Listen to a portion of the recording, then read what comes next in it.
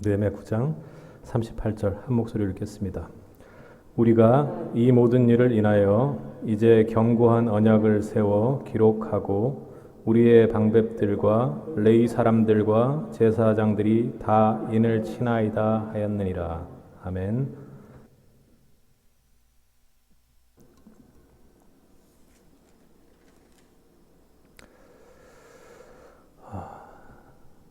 오늘은 새로운 시작을 위해 우리가 어떻게 새 비전과 새 언약을 선포하게 될지에 대한 말씀을 함께 나누려고 합니다. 지금 참 누구도 경험해보지 못한 새로운 환경 속에 있습니다. 또 코로나가 그렇고 크리스찬들 입장에서는 새로운 형태의 예배 또 그리고 교회가 영적으로 집중하는데 많은 어려움을 갖게 됩니다. 교회가 참 어렵다는 상황을 우리가 많이 체감하게 되죠. 전도의 문도 닫히고 그리고 어떻게 우리가 영혼 구원의 사역을 감당해야 될지를 참 어려운 마음으로 그렇게 생각합니다. 그래서 우리가 영적으로 새롭게 다잡고 뭔가 새롭게 시작했나 하면 예전과는 뭔가 다른 모습들을 바라보면서 또 힘들어하고 다시 돌아가고 또 새롭게 또 기도하기 시작하고 하는 반복을 합니다. 다시 돌아가는 것이 좀 힘든 상황이죠. 여러분, 우리가 교회를 만약에 옮기거나 예배의 장소를 옮긴다면 이런 어떤 새로운 시작, 뭔가 한번 다시 힘차게 시작해보자 하는 시작이 그것으로 시작이 될까요? 물론 중요한 문제이기도 합니다. 그러나 그것이 우리가 새롭게 공동체가 시작하는 데 있어서 뭔가 비전을 선포하고 새로운 언약을 선포하는 데 분명히 부족함이 있다는 것을 오늘 본문을 통해 보게 됩니다. 오늘 예루살렘 거민들과 느헤미야도 어떻습니까? 포로의 생활을 끝내고 고향에 돌아왔으며 하나님의 거룩한 성전 그리고 예루살렘 성벽까지도 튼튼하게 다시 쌓았습니다. 이제부터 어찌 보면 세상의 관점에서 역사로 보면 이스라엘 역사는 새롭게 시작되었고 뭔가 앞으로 빛나는 일들만 있는 것처럼 보입니다. 그럼에도 불구하고 이스라엘 거민들은 뭔가 그들을 뒤로 붙잡아 앞으로 나가지 못하게끔 하고 있는 것이 분명히 있었습니다. 여러분, 그들로 하여금 앞으로 나가지 못하게 하고 계속해서 정체되고 멈추며 때로는 뒤로 당기는 것 같은 그런 느낌들은 여러분 무엇이었을까요? 그들이 새로운 시작을 확실하게 앞으로 내딛기 위해 실제로 해야 되는 것은 무엇이었습니까? 우리 오늘 본문 38절을 다시 한번 읽어보겠습니다. 우리가 이 모든 일을 인하여 이제 견고한 언약을 세워 기록하고 우리의 방백들과 레위 사람들과 제사장들이 다 인을 치나이다 하였느니라. 그러니까 앞서는 무언가 견고하게 언약을 갱신하지 못하고 세우지 못하고 있었음을 오늘 본문 38절을 통해 보게 됩니다. 그렇다면 이렇게 성전을 쌓고 난 이후에 이들이 견고하게 하나님과의 새로운 언약의 백성으로서 그 언약을 새롭게 세워나가는 데 있어서 무엇이 필요했을까요? 또 우리의 관점에서는 오늘 우리의 새롭게 시작하려고 하는 그 마음이 실제적으로 새로운 시작으로 발을 내딛기 위해서는 우리가 어떻게 해야 할까요? 여러분, 새 시작의 선언문을 작성하기 위해서는 먼저 첫 번째로 우리 가운데 공동체 가운데 진정한 회개가 있어야 합니다.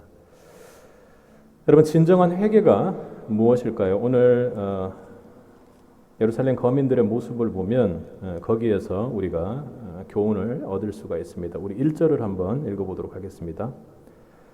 9장 1절입니다. 그달 24일에 이스라엘 자손이 다 모여 금식하며 굵은 배를 입고 티끌을 무릅쓰며. 여기에서 굵은 베옷을 입고 먼지를 뒤집어 썼다, 티끌을 뒤집어 썼다라는 이 표현은 구약 시대에 자신을 낮추어 표현하는 것입니다. 우리 관용적인 표현으로 좋지 않은 시궁창이라도 내가 가겠습니다. 뭐 이런 식으로 표현을 하지 않습니까? 그런 것처럼 내가 굵은 베옷을 입고 또 그리고 먼지를 뒤집어 쓰면서 최악의 열악한 환경에라도 들어가겠다라는 것은 내가 그렇게 해도 상관없다라는 것, 나라는 존재에 대해서 나를 처절히 낮춘다라는 것이죠. 그리고 그 앞에는 어때요? 금식하며 내가 지금 무언가 먹을 수 있는 상황이 아니다. 내 입에 무언가를 넘길 수 있는 상황이다. 그만큼 내가 새로운 시작을 하는데 무언가가 분명히 붙잡고 있는 것이 있다라는 것입니다.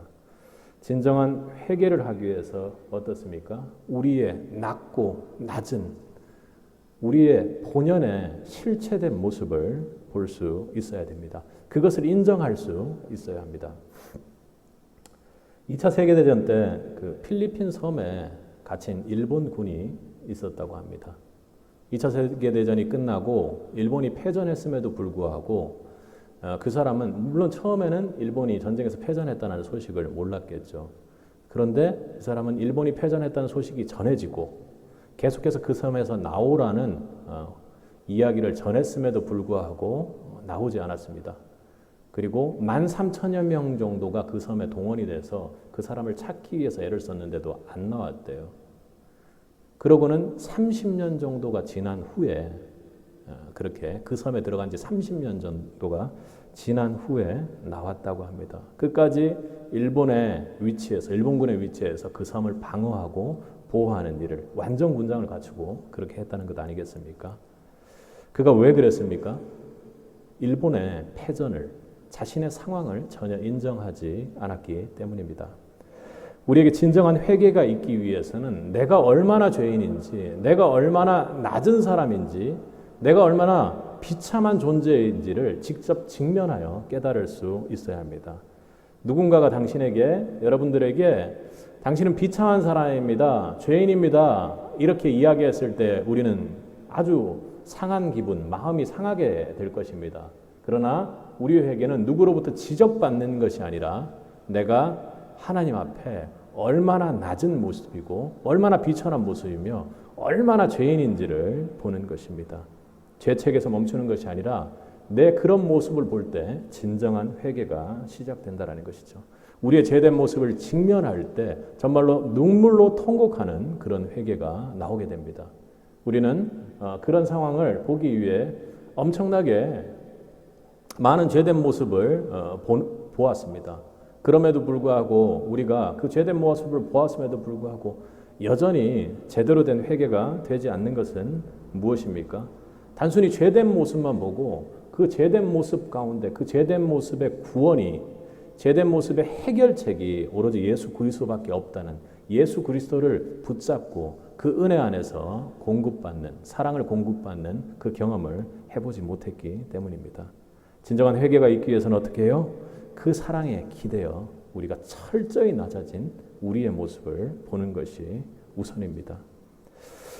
그리고 두 번째로 우리 2절 상반절을 한번 읽어보도록 하겠습니다. 2절 상반절에 모든 이방 사람과 절교하고 서서 자기의 죄와 열조의 허물을 자복하고 상반절 모든 이방 사람과 절교하고 이렇게 이야기합니다. 이방 사람과 절교를 한다고 이야기를 합니다. 그러니까 이 사람들은 회개를 하는 과정에서 내가 낮디 낮은 모습, 정말로 나는 죄인이라는 생각을 가지고 있으면서 어떻게 해요? 야, 이제 이렇게 살아서는 안 되겠다라는 결단을 하게 된다라는 것이죠. 여러분, 회개가 무엇입니까? 잘못된 이방의 삶을 완전히 절교하는 것입니다. 절교한다는 말에 완전하다라는 뜻이 포함되어 있습니다. 완전히 청산해버리고 과거의 삶을 완전히 끊어버리겠다라는 그들의 결단이 선 것입니다. 이것이 왜 그래요? 진정한 회개의 문이 열렸기 때문입니다. 여러분, 야곱이 베델로 돌아가며 가족들을 데리고 베델로 돌아가면서 했던 것이 무엇입니까? 베델로 가서 예배를 드리고 제단을 쌓기 전에 가장 먼저 했던 것이 무엇입니까? 우리 한번 찾아볼까요? 창세기 35장을 빨리 한번 찾아보겠습니다. 뭐라고 말하는지 한번 보겠습니다. 창세기 35장 1절 하반절부터 한번 보겠습니다. 35장 1절 하반절입니다. 하나님께 거기서 단을 쌓으라 하신지라. 야곱이 이에 자기 집사람과 자기와 함께한 모든 자에게 이르되 너희 중에 이방 신상을 버리고 자신을 정결케 하고 의복을 바꾸라. 이렇게 이야기합니다. 자신의 가족들이 이방의 땅에 있으면서 하나님 앞에 예배드리기에 합당하지 않은 우상들을 섬기고 있었습니다. 다산의 상징인 드라빔도 그랬고 여러 가지 그 당시에 이방의 신들과 관련된 것들을 가지고 있었겠죠. 그 모든 것들을 벗어버리고 예배의 자리로 나가자고 그렇게 이야기하는 것 아닙니까? 신약에 와서는 바울이 에베소서에서 어떻게 얘기합니까? 우리 함께 찾아보도록 하겠습니다. 에베소서 4장 22절입니다.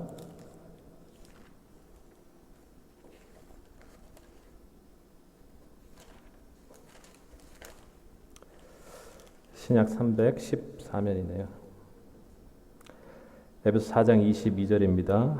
22절부터 24절까지 함께 읽겠습니다.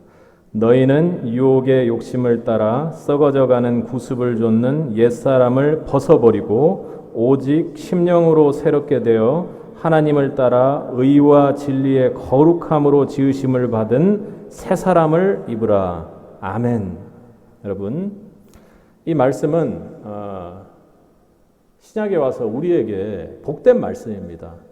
우리가 그 썩어져 가는 그 구습을 쫓는 그 옷을 벗어버리고 새 사람을 입으라는 그 명령이 우리가 예수를 믿는 순간 나의 썩어져 가는 옛 자아는 죽고 새로운 주님만 사는 그 그리스도와 함께 동행하는 그리스도인으로서의 삶이 시작된 줄로 믿어야 할 것입니다. 우리가 진정한 회개가 일어난다는 것은 다른 것보다 삶에서 돌이켜야 되는 결단이 필요합니다. 그 결단 이전에 우리의 마음 가운데 내가 이제는 새 옷을 입었다라는 것이 중요합니다. 과거와의 단절 없이는 새로운 시작은 절대로 불가능합니다. 그런데 여러분이 이 마음을 알고 있습니다. 이 말씀도 알고 있습니다. 그럼에도 불구하고 사단이 어떻게 해요? 과거의 옷을 입으라고 계속해서 유혹을 하죠. 미혹을 합니다. 그런데 우리는 어떻게 해요? 덥석 그 옷을 입어버리는 경우들이 있습니다. 그때 여러분들이 꼭 기억해야 할 것이 있습니다. 너무나도 절망적인 과거의 우리의 모습들을 보고 그 앞에서 주님의 사랑과 그 주님의 십자가의 소망을 붙잡을 수 있어야 합니다. 왜 그래야 합니까? 이제는 과거의 그 썩어져가는 죄의 종로로 타던 그런 신분이 아니라 예수 그리스도를 붙잡음으로써 하나님의 자녀로 우리가 탈바꿈되었기 때문에 그렇습니다. 삶 속에서 고쳐지지 않죠. 분명히 예수 그리스도를 붙잡았음에도 불구하고 삶이 왜 180도 바뀌지 않습니까? 그 이유는 내 신분, 내 정체성에 대해서 여러분들이 확고하게 붙잡지 않기 때문입니다. 사단이 미혹을 해보세요. 분노하게끔 혹은 막말을 내뱉게끔 좋지 않은 행동을 하게끔 예전에 이방의 사람들과 똑같은 행동을 하게끔 사단은 언제든지 유혹합니다. 왜요? 그리스도인 한 명을 무너뜨리는 게 그 사단의 목표이기 때문입니다. 그때 어떻게 한다고요? 나는 하나님의 자녀다. 예수 이름으로 명하노니 물러가라 하고 강력하게 우리가 선포할 수 있어야 합니다. 요즘 그 삶 속에서 자신의 삶이 변화하지 않는 것 때문에 고통하는 사람들이 얼마나 많습니까? 그리스도인뿐만 아니라 예수님을 믿지 않는 사람들도 자신의 삶을 변화시키기에 무지하게 노력합니다만 그것이 쉽지 않습니다. 그런데 딱 하나, 마귀가 우리를 공격하고 유혹할지라도 나는 하나님의 자녀라는 정체성을 반드시 붙잡으셔야 됩니다. 구체적으로 붙잡고 구체적으로 내쫓아야 우리가 계속해서 나아갈 수 있는 것입니다. 자, 세 번째로 진정한 회개에 있어서의 모습은 믿음의 은혜가 부어진다라는 것입니다. 우리 2절 하반절을 한번 읽어보도록 하겠습니다. 2절 다시 한번 읽을게요. 모든 이방 사람과 절교하고 서서 자기의 죄와 열조의 허물을 자복하고 어떻습니까? 그들은 회개하는 모습 보세요. 선체로 제자리에 선체로 자신의 허물과 조상의 죄까지 자백합니다. 이거 서서 하는 건 왜 그래요? 앉으나 서나 움직이든 뭘 하든 자신의 죄가 계속해서 쏟아져 나온다라는 겁니다. 죄를 자백하는 것이 쏟아져 나온다라는 겁니다. 그 자신의 죄만 고백하고 자신 걸 회개하면 되지 왜 조상들의 죄까지도 이렇게 자백을 할까요? 우리 조상이 잘못입니다. 이렇게 이야기하는 것인가요? 그렇다기보다 진정한 회개가 일어나면 여러분 회개를 왜 합니까? 회개를 왜 합니까? 죄를 사하여 주실 유일한 분은 예수 그리스도밖에 없기 때문입니다. 아멘. 할렐루야. 우리에게는 그 믿음이 있기 때문에 우리는 죄를 고백하고 용서를 구하는 것이죠. 그런데 시편 51편 2절을 보면 어떻게 다윗이 눈물로 호소하며 회개를 합니까? 나의 죄악을 말갛게 씻기시며 나의 죄를 깨끗하게 죄하소서. 하나님께서 내 죄를 깨끗게 해달라고 그렇게 간구하며 간절히 간구합니다. 다윗에게는 그런 믿음이 있었던 것입니다. 다른 어떤 것도 죄를 사하여 주고 지울 수 없지만 하나님께서 은혜를 베푸시면 내 마음의 이 고통한 죄의 얽매임을 완전히 벗어나게 해주실 거라는 믿음이 있었던 것입니다. 완전히 깨끗게 하실 수 있는 분이 오로지 하나님 한 분뿐임을 다윗은 믿었던 것이죠.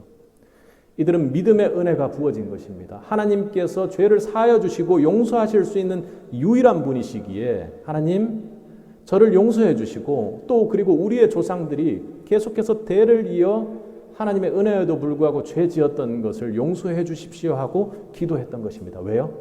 하나님께서 깨끗게 해 주실 수 있는 분임을 믿었던 것이죠. 하나님이 용서하면 죄를 기억하는 분이 아니라는 것을 믿었던 것입니다.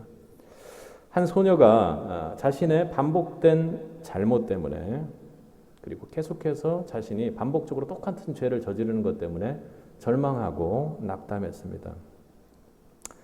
그래서 목사님께 상담을 했더니 목사님께서 그것을 차라리 주님께 한번 물어보라고 왜 이렇게 죄를 계속 짓는지를 한번 물어보라고 이렇게 권면을 해 주었습니다. 그러고 나서 목사님과 그 소녀가 다시 만나게 되어서 목사님이 그렇게 그 소녀에게 물어본 것입니까? 기도로 하나님께 여쭤봤냐고 물어봤더니 그 소녀가 여쭤봤다고 그렇게 이야기를 했습니다. 그래서 목사님이 하나님께서 대체 뭐라고 하시더냐 이렇게 했더니 그 소녀가 이렇게 대답을 했다고 합니다. 하나님은 다 잊으셨다고 그렇게 말해 주셨다고 합니다. 우리 이사야 43장 25절에서도 말하기를 하나님은 내 죄를 용서하는 하나님이다. 나는 내 죄를 기억하지 아니하리라. 어떻게 해요? 내 죄를 기억하지 아니하리라. 하나님께서 용서해 주시면 그 죄가 깨끗이 씻김 받기 때문에 하나님께서 기억하지 않는다고 말씀하십니다. 주의 보혈로 씻김 받아 내 죄가 완전히 깨끗게 된다는 믿음이 진정한 회개를 통해 일어나는 것입니다. 죄사함의 은혜를 완전히 누리는 것이죠. 그때 어떻게 해요? 우리는 구원의 감격을 누리고 나 같은 죄인이 정말로 절망한 이 죄인이 단 한 번 행동을 하나 바꾸는 것도 쉽지 않던 죄인이 예수 그리스도의 보혈로 말미암아 깨끗게 되었구나 하는 그 은혜의 고백과 그 믿음의 고백이 우리에게 정말 열정적으로 정말 불미로듯이 일어나는 것이 아닙니까? 그 감동 때문에 우리가 오늘 하루를 사는 것이죠. 여러분 어떤 죄도 용서해달라고 부르짖는 그 믿음의 부르짖음이 여러분에게 있기를 바랍니다. 여러분은 주의 보혈을 의지하십니까? 이 믿음의 반석 위에 새로운 시작이 가능할 것입니다. 내 죄를 완전히 사하여 주신다라는 그 믿음의 울부짖음 그 반석 가운데 여러분이 새롭게 시작할 수 있다는 것입니다. 여러분 오늘 이 자리 이런 회개의 은혜가 있기를 간절히 소원합니다. 그 마음판에 여러분과 하나님과의 견고한 새로운 비전을 반드시 기억되도록 오늘 써주실 것입니다. 두 번째로 여러분 새로운 역사, 새로운 시작을 선언하기 위해서는 두 번째로 하나님의 시각에서 자신의 과거를 볼 수가 있어야 합니다. 느헤미야 9장은요, 여러분 쭉 한번 넘겨보세요. 넘겨보면 상당히 이제 필사할 때도 그렇고 당황스러운 장입니다. 상당히 길고 절마다 길죠. 성경에 나오는 기도 중에 아마 가장 긴 기도가 아닌가 그렇게 생각을 합니다. 어떤 내용이 있냐면 창조주 하나님에 대해서 부르짖고, 그리고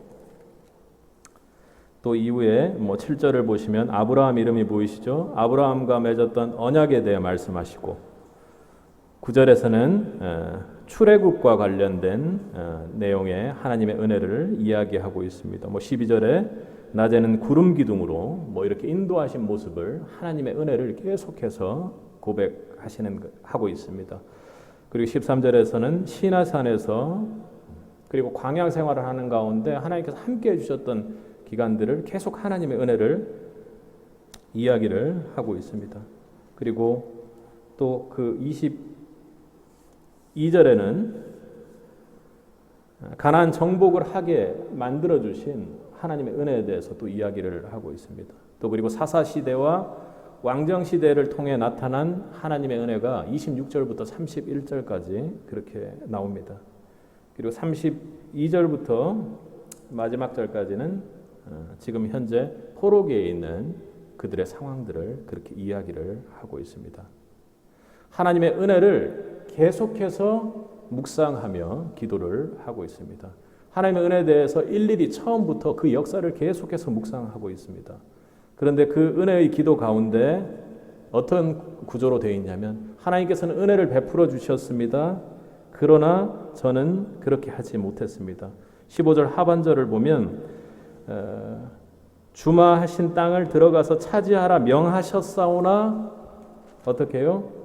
저희는 교만하고 목을 굳게 해서 주의 명령을 듣지 못했습니다. 이렇게 이야기를 합니다. 25절 하반절을 보면 가나안 땅을 주시고 큰 복을 즐겼사오나 복을 주었는데 저희가 오히려 순종치 못했습니다 하고 그렇게 고백을 합니다. 그리고 30절에는 여러 해 동안 용서하시고 선지자로 말미암아 우리에게 은혜를 주셨음에도 불구하고 우리가 주님의 말씀을 따라 살지 못하고 우리 각자의 소견대로 살았다고, 그런 내용으로 기도를 하고 있는 것입니다. 하나님의 말씀을 통해서 느헤미야와 여기 함께 기도하고 있는 사람들은 역사의 그 과정, 하나님께서 함께 해왔던 그 모든 과정들을 돌아보았습니다. 그리고 나서 결론이 무엇입니까? 지금 33절을 한번 읽어보도록 하겠습니다. 그러나 우리의 당한 모든 일에 주는 공의로우시니 우리는 악을 행하였으나 주는 진실이 행하였음이니이다. 아멘. 어떻게 해요? 그들의 결론은 하나님께서는 공의로우시고 하나님께서는 언제나 신실하게 우리에게 약속을 지켜주신 분이었지만 우리는 약속을 언제나 어기고 악을 행했습니다 하고 기도하는 것입니다. 원망하는 것이 아니라 지금 포로의 처지와 너무나도 고되게 힘들게 일어나려고 하는, 새롭게 시작해 보려고 하는 것에 대한 어려움을 원망하고 한탄하는 것이 아니라 이 모든 잘못이 하나님의 은혜에도 불구하고 순복치 못한 우리에게 있다고 이야기하는 것이 아닙니까? 그들은 먼저는 자신들의 고통이 주님의 말씀을 지키지 않은 본인들의 죄 때문이라고 정확하게 고백을 하고 있는 것입니다. 그리고요, 두 번째로, 그럼에도 불구하고, 그렇게 죄인된 우리였음에도 불구하고 하나님께서 구원하시고 항상 함께 하시며 인도해 주셨기에, 은혜를 베풀어 주셨기에, 우리를 버리지 않으셨기에 우리가 이렇게 살아가고 있다고 은혜의 고백 또한 하고 있는 것입니다. 여러분, 이렇게 긴 기도를 통해 과거에 대해서 고백하는 것이 무슨 의미가 있습니까? 역사학자로서 세계적으로 가장 유명한 영국의 역사학자 E.H. 칸은 역사는 어떻게 해요? 현재와 과거 사이 끊임없는 대화라고 이야기를 합니다. 결국 역사는 현재와 과거와 끊임없이 대화하며 미래에 대한 대화까지도 이어가는 것이라는 것입니다. 현재의 상황을 이해하고 과거와 대화하며 미래의 상황을 우리가 새롭게 시작해 나가고 준비할 수 있다라는 것입니다. 여러분, 크리스찬으로서 우리의 과거를 기도 속에서 돌아보는 것은 무슨 의미가 있습니까? 말씀을 통해 그 말씀을 통해 함께 은혜 주셨던 하나님을 돌아보는 것이 무슨 의미가 있습니까? 과거에 하나님께서 그 은혜를 주셨음에도 불구하고 우리가 어떤 삶을 살아왔는지에 대해서 진정한 은혜 안에서의 고백과 회개가 일어날 수가 있습니다. 그리고 그럼에도 불구하고 언제나 우리에게 은혜 주시고 우리에게 사랑을 주시고 심지어는 아들까지 내어주신 그 하나님의 성품과 사랑 앞에 우리가 눈물로 우리의 마음들이 은혜받고 치유받고 앞으로 나아갈 수 있는 것입니다. 그리고 우리가 앞으로 나감에 있어서 우리가 믿는 것이 무엇입니까? 내 자신을 믿는 것이 아니라 다른 어떤 사람을 믿는 것이 아니라 하나님께서 가지고 계셨던 그 성품, 하나님께서 내게 일관되게 신실하게 베풀어 주셨던 은혜, 죄인됨에도 불구하고 나를 구원해 주시고 여지껏 여기까지 이끌어 주셨다면 하나님께서 반드시 나를 향한 새로운 미래를 준비하고 계실 것이라는 확신을 우리는 가질 수 있다는 것입니다. 어디에서요? 하나님과의 말씀을 통해서 함께했던 그 은혜 가운데 그렇게 할 수 있다는 것입니다. 그들은 29절에 보면 말씀에 순종하지 않았다. 26절에서는요. 순종하지 않았다. 그리고 34절과 35절에서는 주의 율법에 말씀에 순종하지 않았다고 그들은 이야기합니다. 그렇게 그 은혜를 묵상할 때 그들이 말씀에 순종하지 않았고 하나님 앞에서 제대로 살지 못했음을 진정으로 통탄하며 회개하며 일일이 한두 가지가 아니라 우리에게 일어났던 모든 일들을 회개할 수 있게끔 되어 있다는 것입니다. 오늘 느헤미야도 그들은 지나간 역사를 회개하며 모든 문제의 관건은 언약의 백성으로서 어떻게 해요? 현재의 하나님의 은혜를 누리면서 미래의 아름다운 미래를 소유로 하는 그 확실한 방법은 언약의 백성으로서 하나님의 말씀에 순종하고 말씀과 함께 살고 말씀에 입각한 삶만 살겠다라는 그런 결론을 내리는 것입니다. 하나님께서 말씀으로 부르시면 그 길을 반드시 나아가겠다라는 그런 결론에 도달하는 것이죠. 여러분, 그런데 여러분, 이스라엘 백성이 하나님의 관점에서 역사적 깨달음이 어떻게 가능했습니까? 8장 처음에도 그들이 먼저 하나님께 은혜 받고 말씀을 에스라 학사에게 선포해달라고 낭독해달라고 청하지 않았습니까? 그리고 이후에 이 9장에서는 어떤 모습을 보입니까? 4절을 함께 읽어보도록 하겠습니다. 3절입니다. 함께 읽겠습니다. 이날에 낮 4분의 1은 그 처소에 서서 그 하나님 여호와의 율법책을 낭독하고 낮 4분의 1은 죄를 자복하며 그 하나님 여호와께 경배하는데. 아멘. 우리에게 절실하게 필요한 말씀입니다. 낮에 4분의 1이면 어떻습니까? 낮에 4분의 1은 약 한 3시간 정도입니다. 그러니까 율법책을 읽는데 낮에 4분의 1, 그리고 기도를 하고 회개하고 자복하는데 4분의 1, 그러니까 하루에 6시간을 그들이 말씀을 보고 율법책을 낭독하며 그 말씀에 비추어 자신을 회개하는데 사용했다라는 것입니다. 우리도 6시간을 해야 되겠죠? 맞습니다. 6시간 이상을 하지 않으면 정말로 진정한 부흥의 역사를 경험하기 힘든 것입니다. 오늘 여기에서 말하는 이들의 6시간은 어찌 보면 우리가 드리는 6시간보다 훨씬 클지 모릅니다. 이들은 생업에 종사를 했고 그리고 밖으로부터의 공격을 위해서 성벽을 지키고 있는 상황들이었습니다. 더욱 철통같이 지키고 있는 상황들이었죠. 그리고 성벽이 재건되었다고 해도 계속해서 무언가 할 일들이 분명히 있었을 것입니다. 그럼에도 불구하고 그들은 어떻게 해요? 말씀을 묵상하고 자신들의 죄를 자복하는데 자신의 시간을 하나님께 드리고 바쳤다라는 것입니다.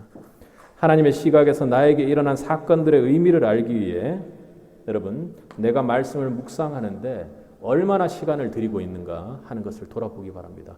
부족하다면 새로운 시작을 내딛기 위해서는 반드시 여러분들이 통과해야 되는 관문임을 기억하시기 바랍니다.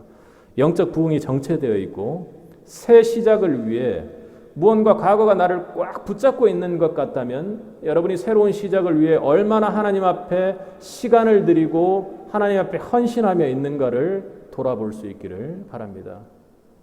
그리고 동시에 이스라엘 백성들은 그 말씀 앞에 나를 세우며 일일이 회개했다라는 것입니다. 말씀을 통해 말씀이 주시는 그 거울 앞에 자신을 비추어 보고 잘못된 부분들을 일일이 회개하며 지나갔다는 것이죠.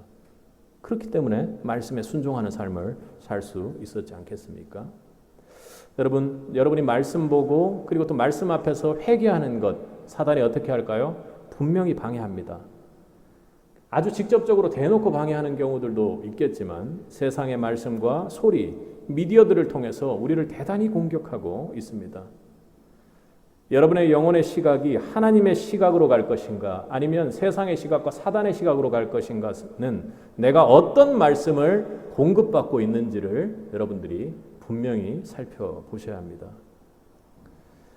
여러분, 말씀 스터디가 우리에게 왜 중요합니까? 스터디라는 그 형식 자체가 중요한 것이 아니죠.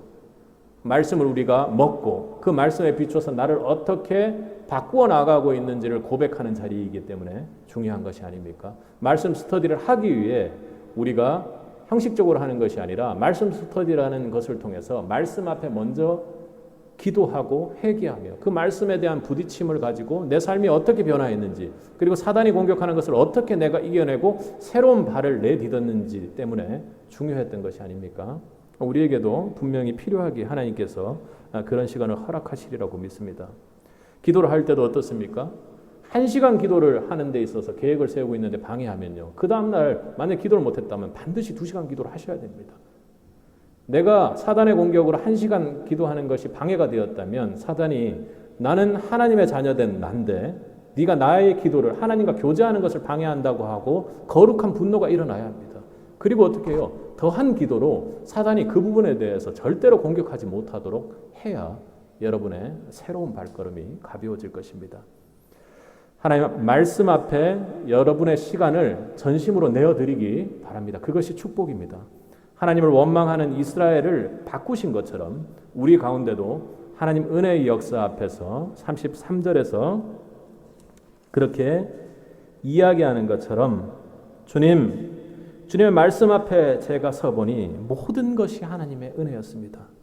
모든 것이 하나님께서는 옳고 제가 그 말씀 앞에 비추어 보니 그 말씀에 불순종하는 삶을 살았습니다. 주님 앞에 멀리 떠나 있는 저를 용서해 달라고 그렇게 기도할 수 있고 고백할 수 있어야 합니다. 나는 하나님 말씀 앞에 내가 범죄하였노라, 내가 악을 행하였노라 하는 그 은혜의 고백이 우리에게 있을 줄로 믿습니다. 그 은혜의 고백 위에 더욱 견고한 새 시작의 선언을 오늘 주님께서 써주실 줄로 믿습니다. 여러분, 새 포도주는 어떻습니까? 그냥 좋은 거라고 이렇게만 생각하지만 그 모습을 보면요, 그 새 포도주는 아주 변화가 무쌍합니다. 아직 발효를 계속 하고 있기 때문 아니겠습니까? 부대에 넣으면 그것이 발효되면서 점점 팽창해서 그 크기가 어느 정도가 될지 알 수가 없습니다. 새 포도주를 가져다가 낡은 부대에 넣으면 부글부글 끓습니다. 그래서 팽창이 되면 굳어있는 그 부대가 펑 하고 터지는 것이죠. 새 술은 어떻게 해요? 새 부대에 담으라고 이야기하지 않습니까? 새롭게 시작하나 싶으면 또다시 뒤로 가고 맙니다. 언제요? 새 은혜와 새 시작을 하나님께 준비하고 계시는데 내가 낡은 부대에 그것을 담을 때 그렇지 않겠습니까? 우리의 새 은혜, 새 미래, 새 시작을 담을 수 있는 여러분의 새 마음이 오늘 이 자리에 허락되기를 바랍니다. 그들은 어떻게 했습니까?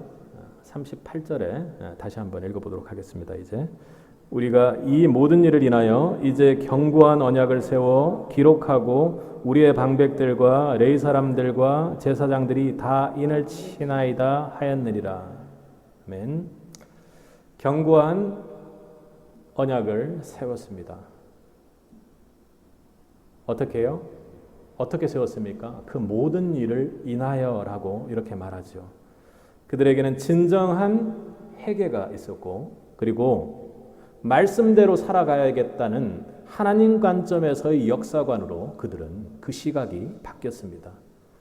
하나님의 관점의 역사관은, 여러분, 하나님은 하나님의 은혜의 언약을 통해 하나님의 백성들에게 축복을 전해주시고 그 구속사의 역사를 써나가십니다. 어떻게 해요? 하나님께서는 은혜의 언약을 주시고 그들이 순종함을 이유로 그 구속의 역사를 이어가신다라는 것입니다. 만약에 우리의 순종함이 없다면요, 하나님 은혜 안에 있지 않다면요, 우리가 용서받고 구제받을 수는 있을지 몰라도 새로운 시작은 불가능하다는 것입니다.